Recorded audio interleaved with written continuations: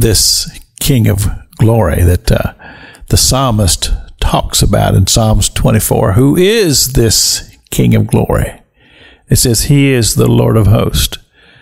But what we know from Scripture is that he existed before he became flesh and dwelt among us. We call it the pre-incarnate Christ. And we have places in Scripture where Christ would appear and would have an interaction with certain humans. But what we also have to know is that when Jesus came to become flesh and dwell among us, and he came into that time of darkness, he began to do warfare with them. And this warfare often takes on human form in the aspect that these spirits of darkness will indwell into the hearts of humans. Jesus Christ came and he began his public ministry. And of course, we know that he goes down to the Jordan River and he's baptized there of John. And then the Gospel of Mark tells us that after the baptism there at the Jordan River, and the Spirit of the dove came down and said, "This is my beloved Son in whom I am well pleased."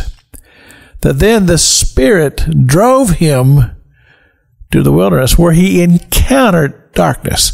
He encountered the reality of that which he has come to defeat.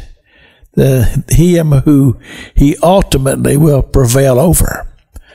And Scripture tells us that through the Word, and you see, to understand that the Bible tells us that Jesus is the Word. So he speaks the Word, and through the Word, then Satan is diminished because he cannot stand against the Word.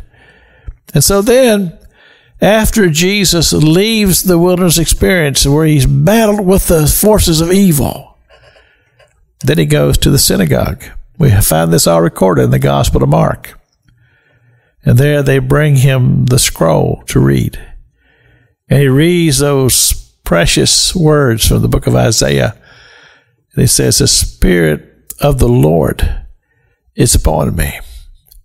And he has anointed me to preach the gospel to the poor and to the sick and the suffering." In other words, he is declaring that he has come to do warfare against him who seeks to destroy us. But what we know is that he is the ultimate victor. But even as we read through the Gospel of Mark, we see the spiritual conflict as those who would supposedly be religious and have the religious authority, they came against him. And they schemed and they plotted and they did all kinds of things to try to discredit and to destroy him. Until that fatal time when they finally convened their council and said, "We're going to have to kill him." Because you see, that's the ultimate goal of darkness, of the spirit of darkness. It's all about death. And it's all about enslaving people forever in the dominion of darkness. Who is this King of glory?